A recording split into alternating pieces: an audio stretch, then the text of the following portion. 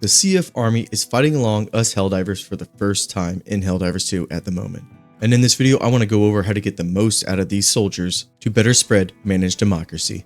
If this is your first time with the channel, consider hitting that like and subscribe button, and let's get into it. Now first, let's go over the basics. What is SEAF? SEAF stands for Super Earth Armed Forces, and more specifically, we're dealing with the Army branch. Now at the moment, these soldiers come in 3 variations. You have the regular soldier, you have the communication soldier, and then there's a regular soldier that has an EAT. Now outside of using that EAT, they are all equipped with a base liberator. No scope, no attachments, but it spreads democracy just fine. Additionally, these soldiers will also throw grenades. But I gotta tell you, I think Super Earth should invest in a gym for these guys because they have a noodle arm. As in, they don't throw these grenades very far, and there's a good chance it won't even reach their target. Other than that, the soldiers equipped with an EAT will actually use it against a heavy target, but it's a one-time use. After that, they will just be a regular soldier. Now, before we jump into how they stack up against the Illuminate forces, let's go over how to interact with them and what they can and cannot do. Prior to the latest update, our only interaction with these SEAF soldiers has been basically the aftermath of an invasion. Well, now we can fight alongside them and interact with them. So what are the basics? Well, you can do some fun emotes with them, like salute at them and they will salute back. You can plant down the one true flag in front of them. They will also salute that as well. But other than those fun RP interactions, what can they tangibly do with us? Well, at the moment, there's only 2 orders we can give them.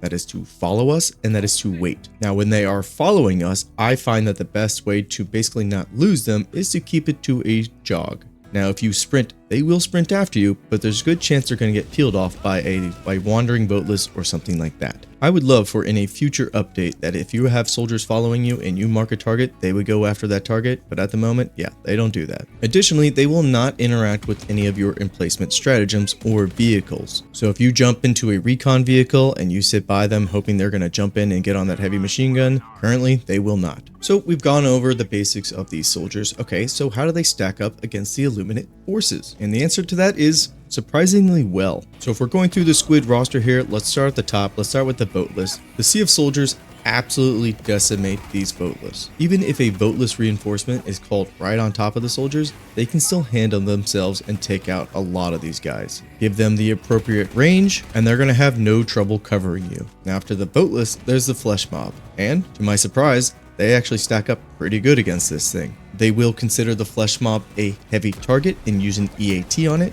So as long as a flesh mob doesn't get the jump on them, they can handle themselves. Now what I found the most surprising is how they stack up against the overseers. And because the base liberator is pretty powerful, these soldiers can actually go toe to toe with the overseers. Now where our NPC allies will really struggle is against harvesters, stingrays, and of course leviathans. They do not do well against artillery or air units, and they simply just don't carry enough firepower to handle themselves against these more deadly threats. Now technically, if you gather enough of these soldiers with EAT rockets, yes, they can kill anything heavy-wise. But since we can't customize them and they don't prioritize your target, I don't consider this a viable option if you go against something like a harvester. Now I know some of you are thinking, I'm playing on these higher tier difficulties and these soldiers, they just get absolutely destroyed. But I want you to take a look at this firefight that I captured in the streets, and then you can make up your own opinion.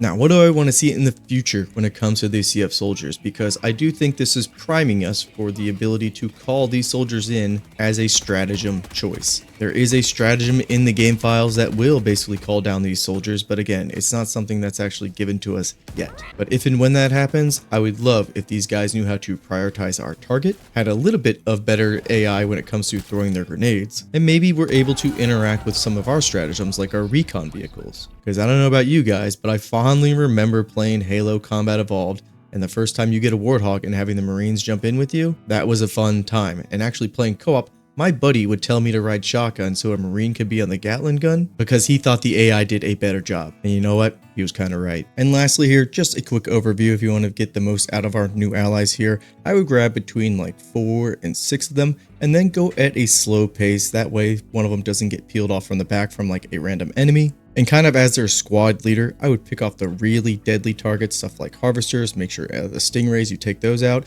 and help out with flesh mobs. Now, those of you who like to play a medic class are probably wondering if the stim pistol has any sort of synergy with our allies here. And unfortunately, in my testing, I did not find that we could heal these guys. So hopefully they change that in a future update. But that's the video, y'all. If you made it this far, thank you very much, and I'll see you next time. Peace and take care.